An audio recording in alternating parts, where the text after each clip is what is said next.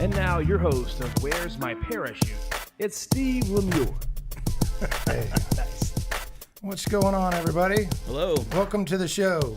I can't turn my neck very much because I've got my headset on backwards because we are wearing hats today. For those of you who are listeners and not viewers, we're wearing hats. We feel like the hat component will break down the barriers of vulnerability a little bit and allow us to get a little more real. So I want to welcome. Thanks for Matt in the box. What's up, buddy? What's going on, man? How are you? Good to have you back. Good. Thanks. I'm not wearing a hat. I'm sorry. I'm Next not allowed time. hats at work. I don't think. Next time.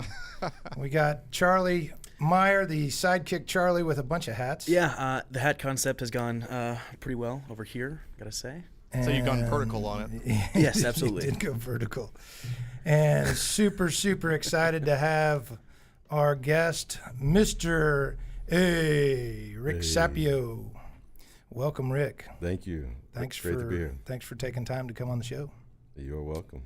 So the thought process here is that we can share some little bits and pieces of our journey, of your journey, that might help somebody else out there that's either starting a business or wanting to start a business or in a business, and we can give them some good advice. And I know most of us that have started a business, it's been really easy, and it was pretty much handed to us. I know for you, Rick, early on it was just kind of handed to you on a silver platter, and you took off and ran with it.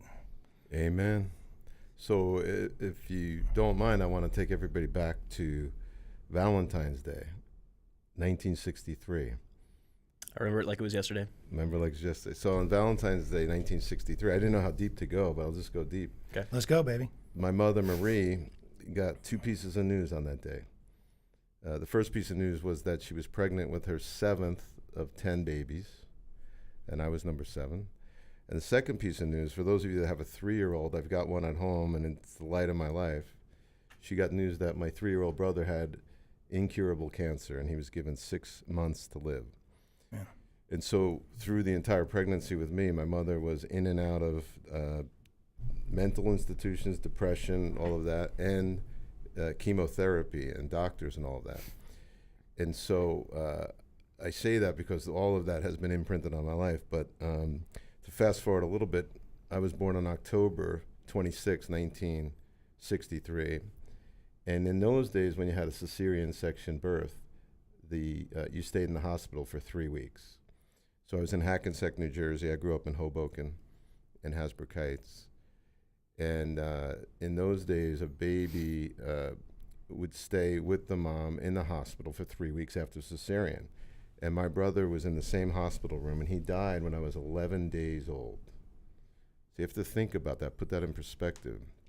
So my entire childhood that I could remember was every time I got in trouble, and it was a lot, I had all the usual suspects that you would have. I had ADD, I had anxiety, I had really bad allergies, and I had OCD and all that stuff. You still have OCD. Yeah, I was a typical entrepreneur.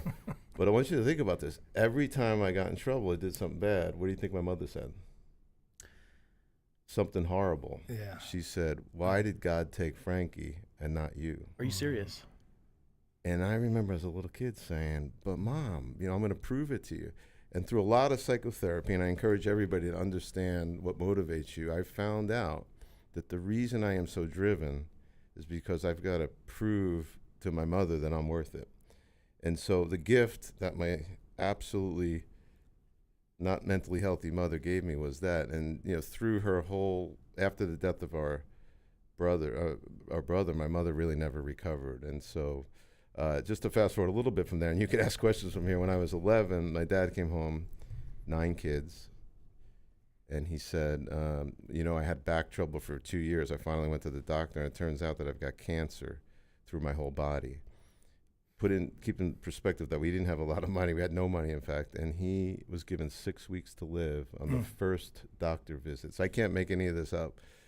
The good news was he ended up living for 2.5 more years. And for those 2.5 years, he taught us resourcefulness, business. And I always say that entrepreneurship saved my life, because after the death of my dad, the only thing I had was my work ethic and what he taught me. And if it wasn't for that, I don't think I'd be on the show right now talking to you guys. Yeah. So how's that for an opening? That's great. Thanks. Everybody slit their wrists. Show's over. Well, Man, I mean, incredible story. It sounds like our mothers were related, but it's not about me. It's about you. So I'm just so impressed at where you're at now and what you had to start with and what you overcame. So tell us a little bit about your business currently. Well, my business stems back to really the death of my father, because I want to share. Keep going. Yeah. What happened was I needed a mentor. I didn't have anybody to turn to. My mother was like, just become a mechanic. College wasn't really an option. And I met a guy when I was actually 11, right after I found out the news about my dad. This guy came forward and he said, maybe I can help you. And I had one conversation with this guy. His name was James O'Donnell. Jimmy. He was the father of my brother's girlfriend, and he took me out to lunch and he said, hey, I want to talk to you about something. He said, I heard you're really good at math. And I said, okay. And he said, listen, I want to take you to my office and show you what I built. I'm an engineer. And, I thought an engineer was a train conductor. He took me to his office. It had his name on the door. I walk in, and everybody's calling him Mr. O'Donnell, and the place was full of people kissing his butt. And it happened to be a really massive engineering and architecture drafts. They were drafts people, draftsmen, draftswomen. Yep. And he said, listen to me. If you study engineering and you get an engineering degree, you could become a doctor, a lawyer, you could work on Wall Street, you could be a business person. It trains your brain to think in a different way. And so it's unbelievable, because from the age of 11 on, I never talked to the guy again. Anytime anybody said, what do you want to do with the rest of your life? I said, I'm going to get an engineering degree, because I could be a doctor, a lawyer, I could work on Wall Street. And so this hat, it was an absolute miracle. I took my SATs and I did well. And the Rutgers University is based in New Brunswick, New Jersey. They gave a scholarship to the top 10 highest math scores if you would go into the engineering school. And I had no idea that this was coming. So my first year was paid, and it was brutally hard. My roommates had weightlifting and ping pong and Italian cinema, and I had courses I had never seen in my life: calculus, chemistry, physics, labs, all this stuff. But I got through it, and that's what the R is for. And so from that point forward in my life, I was able to think about business and think about everything through the lens of engineering. And so when you put it in perspective, my life was completely and totally chaotic. I had a mother after the death of my dad who was committed, and she was in and out, and she never fully recovered mentally. And all of the chaos of my childhood now was put through the lens of engineering. And so from that point forward in my life, all I sought was patterns in business. And so I've actually come up with 48 modules that I teach on how to grow a business, which we incorporate into our holding company. And so what I do for a living is I started a holding company 24 years ago. We make investments. We've looked at thousands of companies. We've invested in 120. And so we look for these patterns, and we teach these patterns to the companies that we invest in. But you don't teach that for a profit. That's not a profitable business for you, the actual teaching.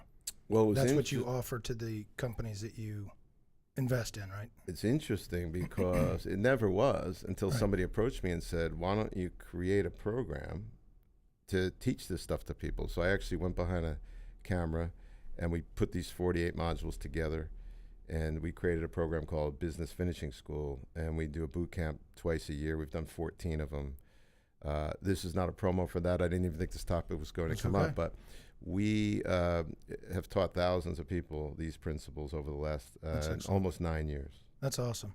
I do want you to do me a favor. I want you to look in the camera and hold up your phone real quick.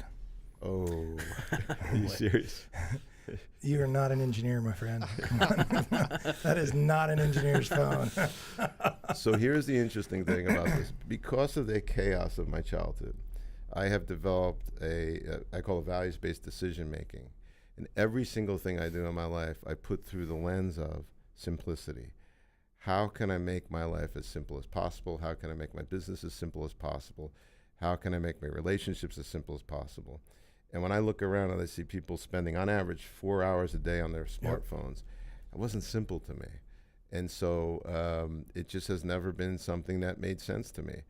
I'm very technologically oriented. I just don't like to walk around with a Watson computer in my pocket. Sure. Right. And I'm sure distract me. a lot of people just assume because you have that phone that you're technologically inept, but it's just a distraction thing. You just prefer to spend your time doing more productive things?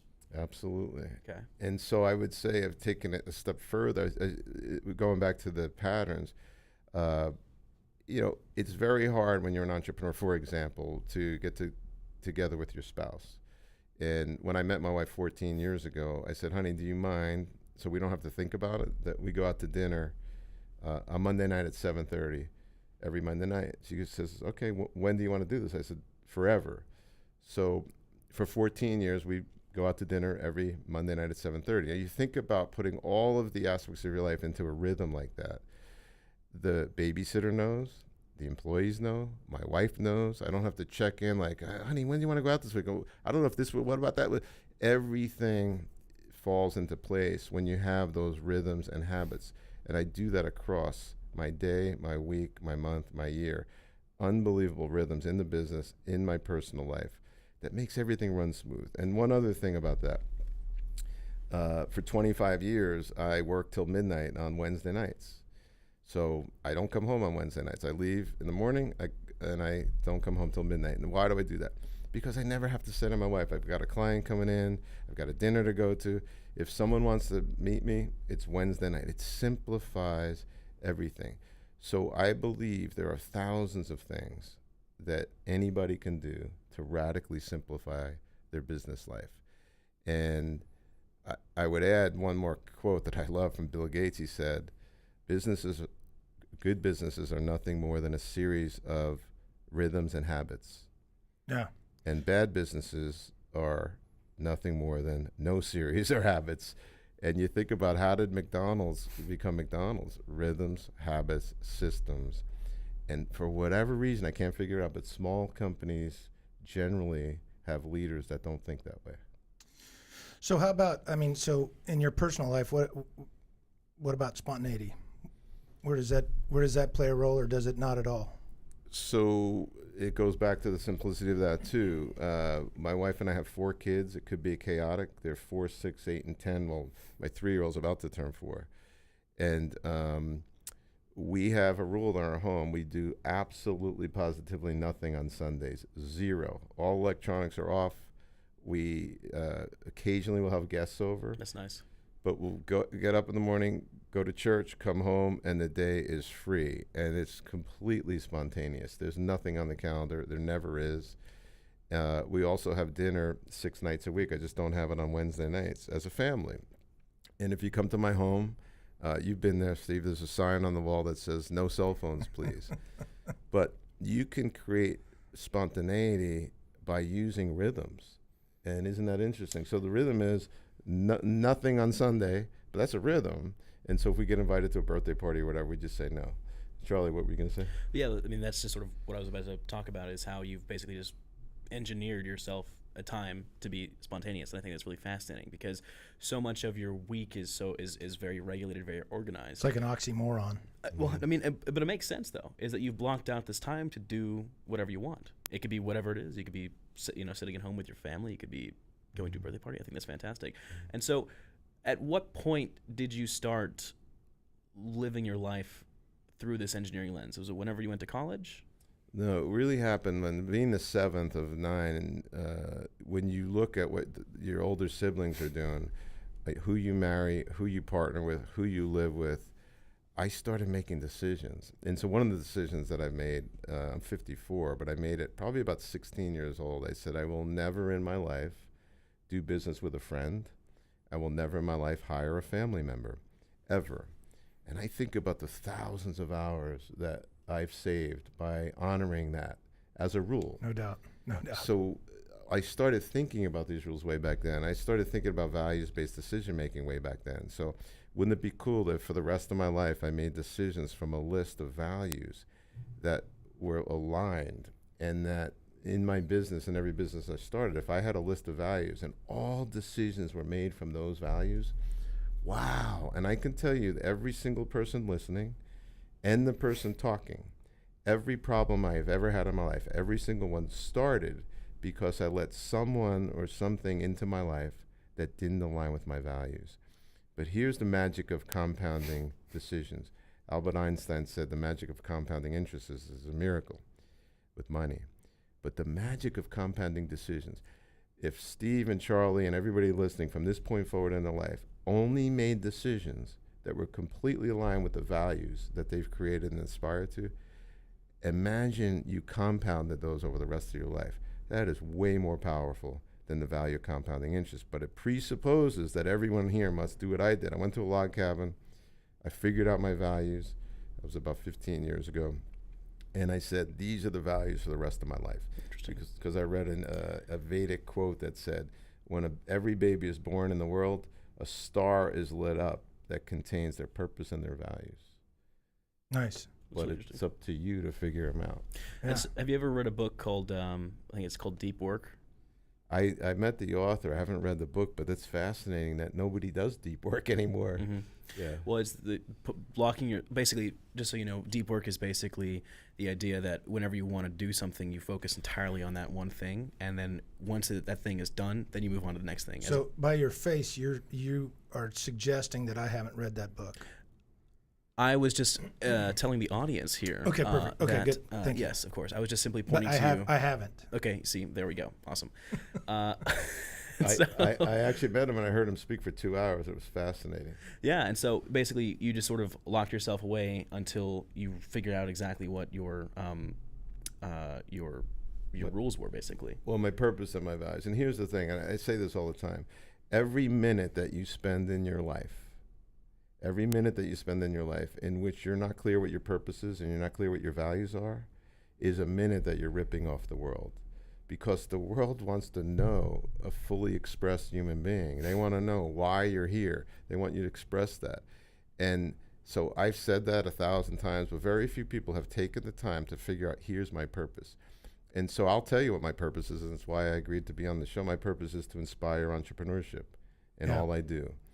And I did a TED Talk on this notion of Purpose 2.0, which we call a catalyzing statement, and that is, if everyone would take their purpose and turn it into a catalyzing statement, which is a purpose that comes to life. So, for example, my purpose is to inspire entrepreneurship, and my catalyzing statement is I envision a world with an entrepreneur in every home, 1 billion entrepreneurs. There's about 1 billion homes. Wouldn't that be cool? And to me, an entrepreneur is someone who takes responsibility for outcomes. So once that all was figured out, I can tell you that I was completely energized. Why? Because every decision after that is an easy decision. It's yes, no. When does it follow your purpose or doesn't follow your purpose? When John F. Kennedy came up with, we're going to send a man to the moon and return him safely to Earth by the end of the decade, which was 8 years later. Every time someone came with an idea that wasn't going to get someone to the moon and back by the end of the decade, it was an easy no. Yeah. But I will assert that very few people are clear on their purpose, their values, and their objectives. And so how the hell can you tell the difference between an opportunity and a distraction? Well, so just to jump in here, I agree with you, but I also think that there's people that do understand their purpose and their values, but they have a hard time saying no to certain things that might be on the outside of that. Like I've heard multiple times from people that, are you in? Like, is it a hell yes or just a yes? And if it's not a hell yes, then it's a no.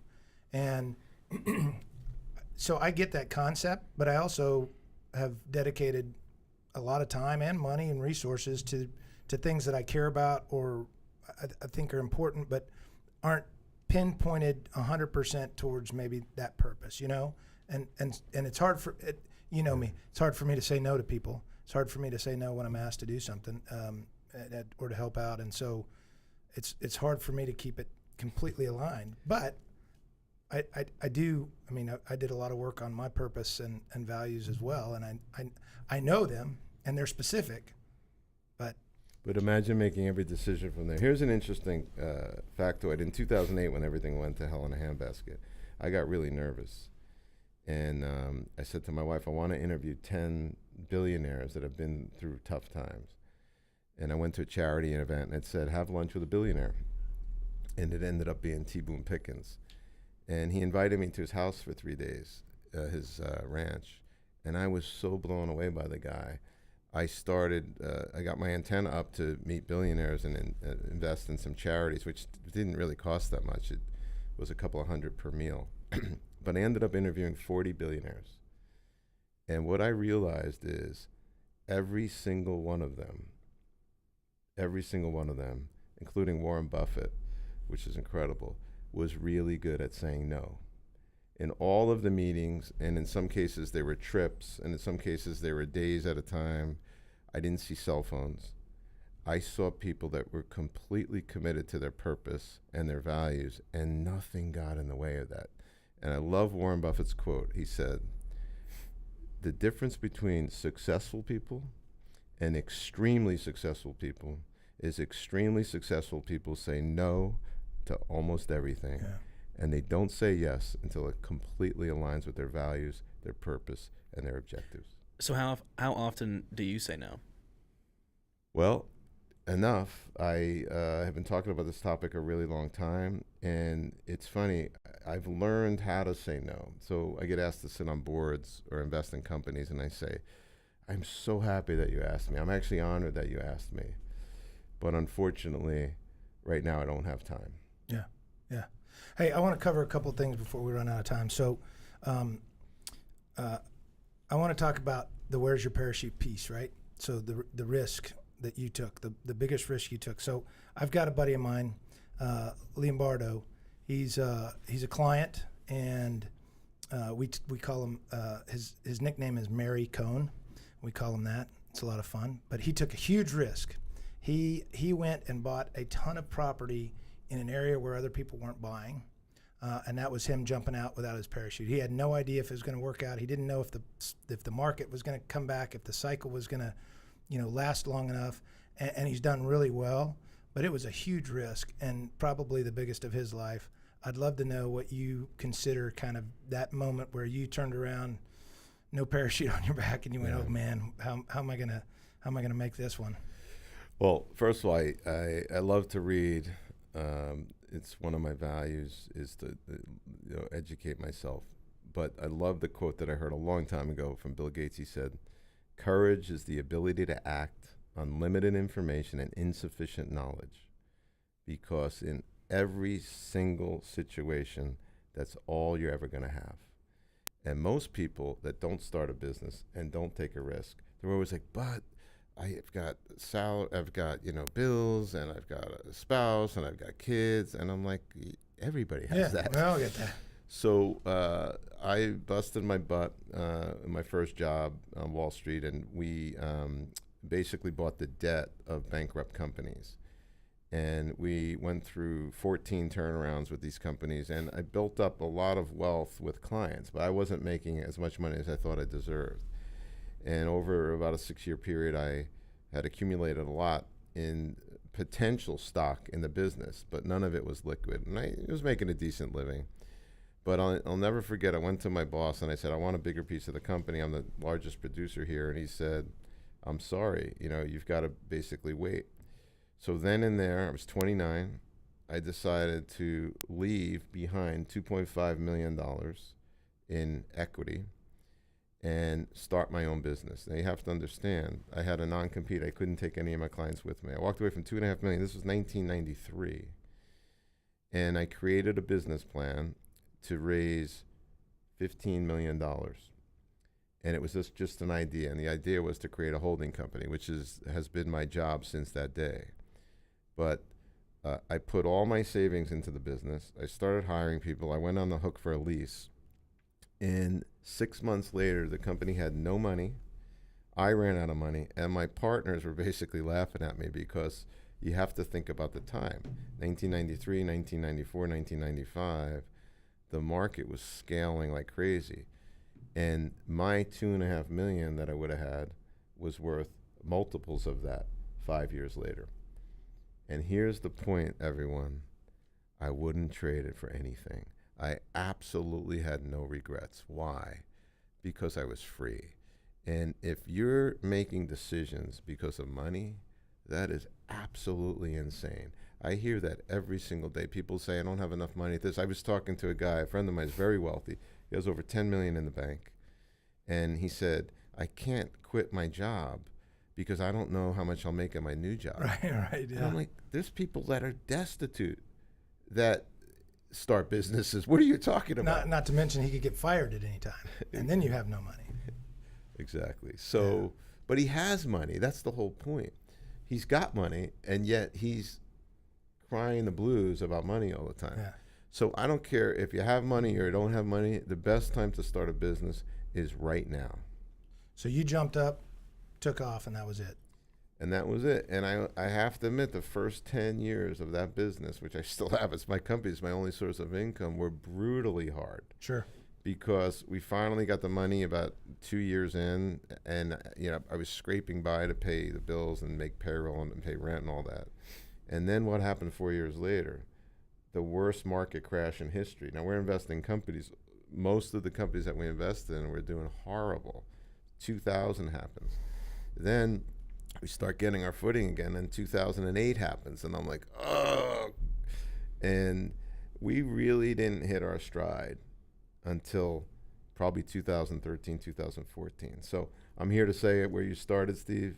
It only took me about 20 years to be an overnight success. Perfect. Yeah, yeah.